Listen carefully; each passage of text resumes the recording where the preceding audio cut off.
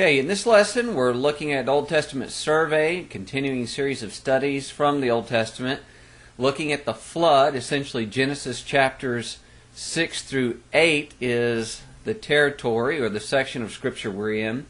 In Genesis chapter 6, really the first 12 verses talks about the spread of sin and how man was so wicked and evil before God. In verses 1 and 2, it says, "Now it came to pass when men began to multiply on the face of the earth, and the daughters were born to them, that the sons of God saw the daughters of men, that they were beautiful, and they took wives for themselves of all whom they chose." And what we want to understand here is it's not like the myth or the legend, the misinformation, the error that some people have taught, that this is angels marrying men. That's not what it's talking about. It's talking about the righteous sons of God marrying the unrighteous, or the worldly, we might say, the sons of men or the daughters of men. So sons of God, the righteous, daughters of men, the unrighteous. It's talking about the influence that the world was having on those who were, at least at one time, serving God. It talks here about God's long-suffering, that it has a limit to it. In verse 3, "And the Lord said, My spirit shall not strive with man forever, for he is indeed flesh, yet his days shall be 120 years. That 120 years from that pronouncement to the time of the flood. But here's the thing about it. Some people have the idea that God has a never-ending patience, a never-ending long-suffering, that He'll continue, world without end, to extend man opportunity to change his ways, and that's just not so. Yes, God is long-suffering, much more than you and I are, but He has His limits as well, and He will bring sin to an end when the time is right for Him, that is, for His purposes and His will. And just as He brought it to an end in ancient times, He will yet bring it to a final end at some point in the future. Verses 8 and 9, of course, show us that there was righteousness in the midst of all this wickedness. Remember verse 5, "Then the Lord saw that the wickedness of man was great in the earth, and that every intent of the thoughts of his heart was only evil continually. Yet in the midst of this," you see in verse 8, "that Noah found grace in the eyes of the Lord. This is the genealogy of Noah. Noah was a just man, perfect in his generations. Noah walked with God." You know what that tells me? It tells me that even though the world is wicked, we can still live righteously. Sometimes we think we live in the most wicked times ever. That's not so. Noah's day was more wicked, I would submit to you. We do live in wicked times, and there are many sins, many evils in this world, much rebellion toward God, disregard for fellow man. But understand that we can still live righteously. There's no excuse for us not to live righteously, and we can raise a family that is righteous. As Noah had 3 sons and 3 daughters-in-law who were righteous as well. He had an influence on others, and we too can do that. And you know what? If all of us would work to save our families, the whole world would end up being saved.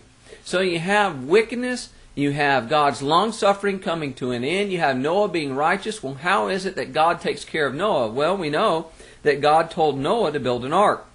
In Genesis 6, verses 14 to 16, He's given very specific instructions. "Make yourself an ark of gopher wood, make rooms in the ark, and cover it inside and outside with pitch. And this is how you shall make it. The length of the ark shall be 300 cubits, its width 50 cubits, and its height 30 cubits. You shall make a window for the ark, and you shall finish it to a cubit from above, and set the door of the ark in its side. You shall make it with lower, second, and third decks."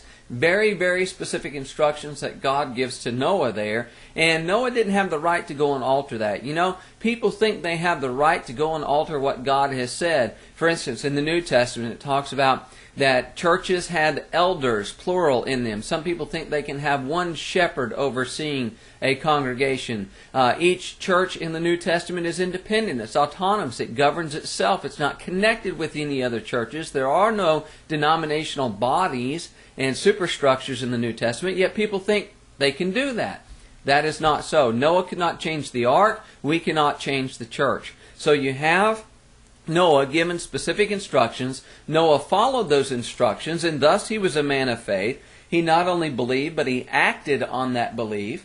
Thus Noah did according to all that God commanded him, so he did. So Noah built that ark. Now, the flood came in Genesis chapter 7. We know that it was a global flood. It was not a localized flood. The Bible is very clear. It says, "Now the flood was on the earth 40 days. The waters increased, lifted up the ark, and it rose high above the earth.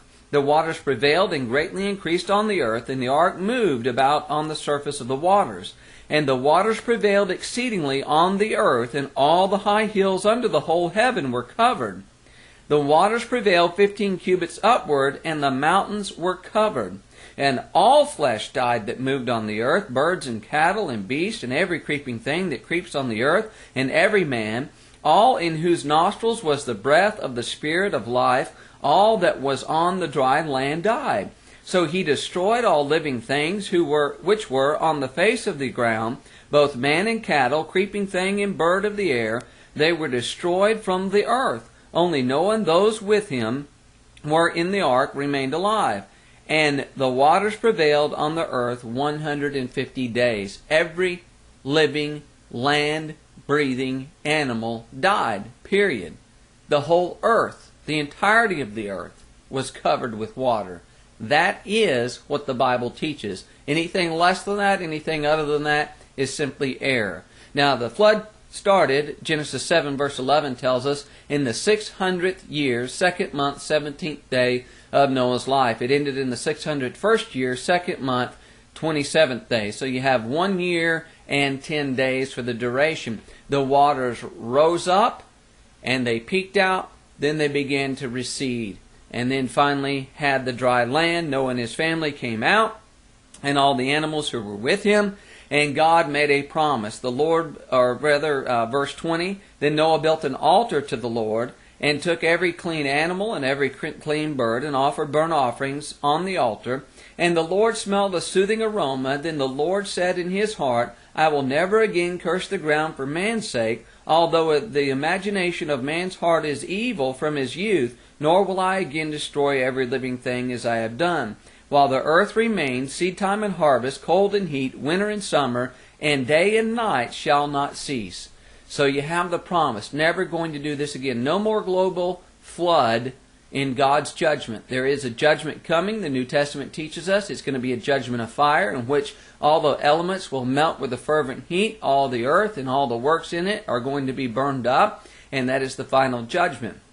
One other thing I want to point out here, while it remains, Genesis 8 verse 22 says, "Seedtime and harvest, cold and heat, winter and summer, day and night."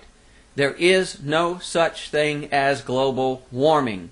There is no such thing as man being able to affect this earth to the point that it heats up, it heats up, it heats up, and then it burns up. Okay? That's not possible. As long as the earth remains, the Bible tells us here, winter, summer, cold, heat. There will be cycles, there will be ups and downs, but it is not due to man. It is due to the way that God has created this world. So there you have it, an overview of the flood. Hope you enjoyed the study. Come back and study with us more.